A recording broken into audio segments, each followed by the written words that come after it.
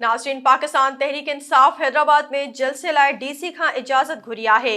उन हवाले सां तफ़सील ॿुधाइण लाइ असां टेलीफोन लाइन ते मौजूद आहे SS न्यूज़ जो रिपोर्टर एजाज़ लगारी। जी एजाज़, छा तफ़सील आहिनि?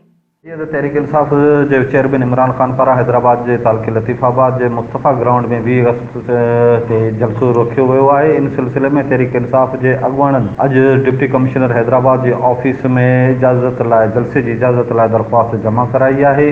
ज़िले इंफॉर्मेशन सेक्रेटरी मुसरत इक़बाल ऐं डिविज़नल नायब सदर डॉक्टर मुस्तमसर बिला, वुमेन विंग जे अॻुवाण डॉक्टर सदफ़ इहा दरख़्वास्त डिविज़नल सदर ख़ावंद बख़्श जहिजो जी सही सां जमा कराई आहे। इन सिलसिले में मालूम थियो आहे त तहरीक इंसाफ ज़िला इंतज़ामिया खां बाग़ मुस्तफ़ा में जलसे जी इजाज़त तलब कई आहे त जॾहिं त दरख़्वास्त सां गॾु बल्दिया आला हैदराबाद पारां वरितल NOC भी उन दरख़्वास्त अटैच करे ऑफिस में जमा कराई वई आहे। जॾहिं त ताहाल इन सिलसिले में ज़िले इंतज़ामिया पारां तहरीक इंसाफ खे को बि जवाबु मौसूल न थियो आहे। दरख़्वास्त अॼु ई जमा थी आहे। जीअं ई दरख़्वास्त ते वधीक कार्रवाई थींदी त इन सिलसिले में वधीक मवाद साम्हूं अची सघे थो।